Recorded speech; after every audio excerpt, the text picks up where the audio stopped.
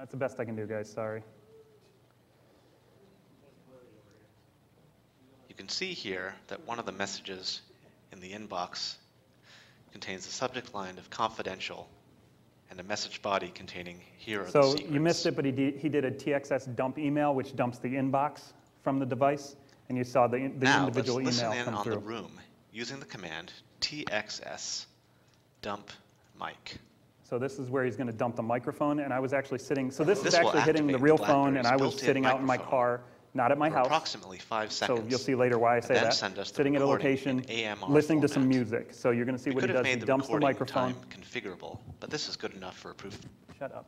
He dumps the microphone. I just told my boss to shut up. I'm sure he's watching the stream right now.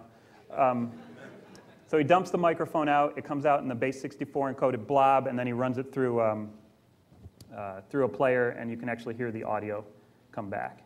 There's the big blob. Here's the message. It's encoded in base64, so we'll dump it into a file and then decode from the command line.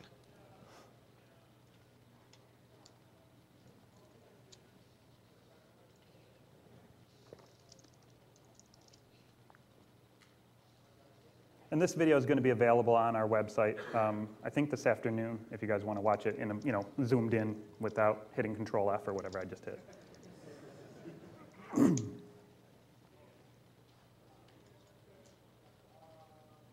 Now we'll play it using QuickTime.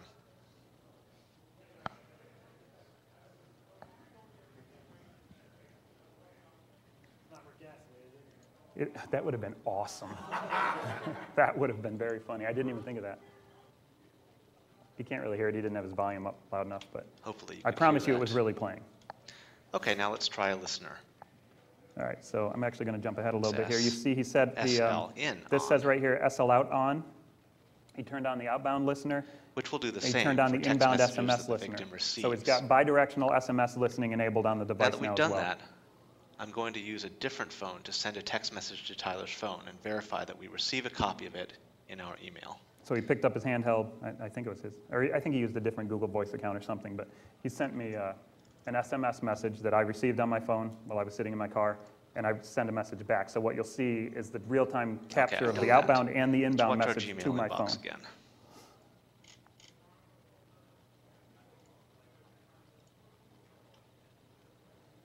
There it is.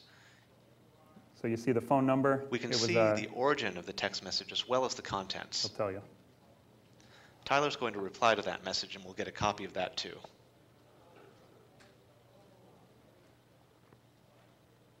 Here it is. And there's the reply that I sent back. So you got You see that real-time he monitoring of the replied SMS to the in and out. SMS that we had previously sent. Jump ahead a little bit here. We'll Next, he also turned on. send Next, he turned on the phone listener here, PHLON, which is every time the phone makes a phone call, it'll send an email to him that says this phone called this number, and then every time the phone is disconnected, it'll say, okay, this particular call just got disconnected. He also sends the TXS GL on command, which is the GPS listener on, and the way I believe he set it up is every 5 seconds. You'll actually see him send the command to tell it every 5 seconds he wants to get an update on my location. And that's the TXS GTime5 there that he just sent. That's way too small. Is there any way to actually listen or record conversations, the audio from conversations? Well, from a live conversation that's going, not that I'm aware of. But actually what you can do is, let me just pause this for a second. What you can do is set it up to auto answer so that I can call in and I can bug a room by calling into the phone. This will be in the version 2, I think, as well. You call in, it recognizes the particular caller ID and says, oh, this is my owner calling in, mutes the ringer so it doesn't ring, pops open it answers the phone, turns on the speakerphone, and then backs out of the screen so it looks like it's just sitting there. but what he's doing on The hard part is actually connecting to the call that's on using the open APIs. This is just using regular APIs, so I have no way to break out of the sandbox, so to speak, and actually listen in on the call that's running. I don't know if I could do that. I haven't really put a lot of time in it. Maybe for 2 I'll look into that.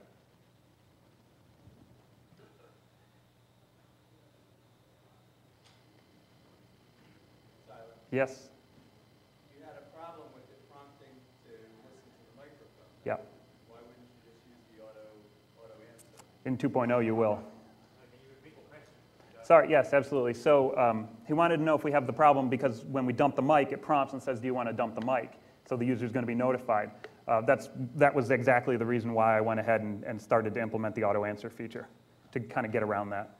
Yeah? What happens if the BlackBerry's in the holster? As far as if it's locked, I believe it works just fine because I've had it go to sleep. Now, somebody brought up to me this morning, Nick did, he brought up a good point about the memory encryption. When you put it in the holster, it can auto memory encrypt, and I haven't tested that. That's an excellent point that I hadn't looked into. Okay, let's go back to our Gmail inbox. Wow, that was perfectly timed. Go ahead.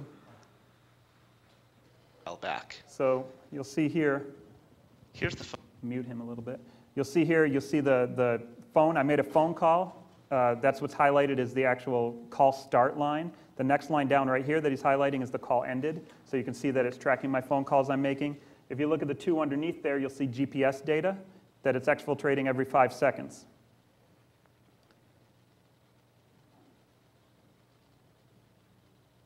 So let's fire up Google Earth. I know, the timings are working out well for that.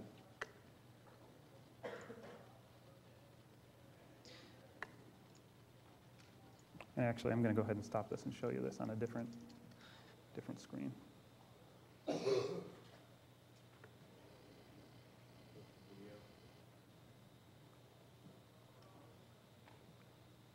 Go away.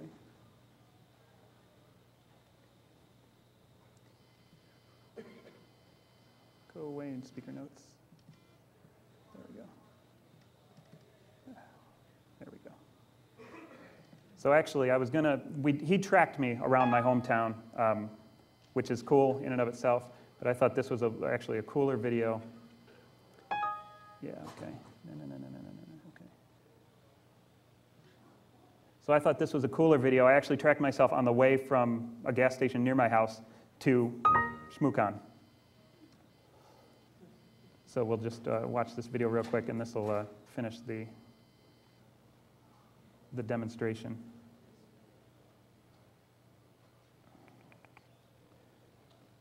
So I did a little flyby art here. And that's my start. Now I'm not connected to the internet with the laptop right now, so those normally look like little push pins when you have Google Earth connected properly. But this is all off of cache. I kind of saved the video, and we'll jump around like the Incredible Hulk, you know, a million miles up in the air over and over until we get to the end of the thing. Now what's interesting is my coworkers were following me real time with an auto-updating script that would update the map on Google Maps and Google Earth so that they could see where I was going as I was going there, and they could see when I hit traffic, and they could see all sorts of interesting stuff. And if you wait a second here, as soon as we get a little bit further up this map, keep going. How much battery did it take? Next to nothing. Took next to nothing. You'll see here where we get off for gas, and my boss text messaged me and wanted to know why I went into this other building, which you'll see. You killed my joke, dude. That's where I was going. I'll give it again in a second. So look, here he actually sent me a text message here, and he's like, what is the other building beside the gas station you went into? Yes, it was a porn shop. No, it wasn't. I actually zoom in a little bit closer here. So it's pretty accurate. It's pretty cool. You see the second building I came in, the building in the lower left was actually a 7-Eleven. And then I went into the other building, the gas station, and got something to drink in the gas station as well and went to the bathroom. So you can see a double stop there. What's also neat is this is set to every 2 minutes. If you set it to every 5 seconds, you can actually, and the presenter yesterday who did the iPhone presentation made this point as well. You set it to 5 seconds, you can see how long I was in a place. By just counting the number of push pins that appear in the bathroom, you can see how long it took me to pee. So it's pretty invasive stuff to be able to track someone's location. You can really get a lot about where they work, where they go, where they habitually visit, stuff like that. And we keep hopping here, and here I am valet parking at the hotel. So.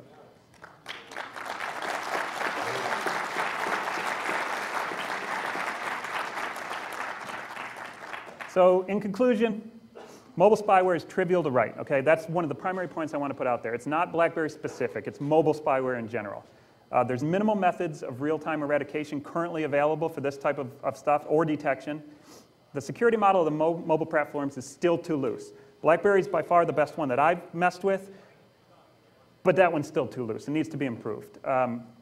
We're currently trusting the vendor application store provider for the majority of our mobile device security. We can't get into the point where we have a false sense of security from those providers. So our monkey picture to end is the monkey does indeed steal the berries. Any questions? I have a demonstration phone here. If people want to see me afterwards, I'll give you the phone number and you can feel free to send it messages and mess with it and play with it. So, I have not gone into those areas yet, but I have a gut feeling I'll be there in the next 6 months. Why do you feel you're qualified to generalize the security and access matrix for the other platforms? Because of the minimal research I've done into it. So, yeah, throw a schmooball at me if you call shenanigans on that. Any other questions? The source code should be available, if not now, within the next hour or two. It's already going to be on a blog post at veracode.com/blog. And the blog post is scheduled to go out in the next hour or two. So check back this evening if it's not out soon. Thank you. There, hold on. Oh, hey, we actually ate at Source. We sat at a table.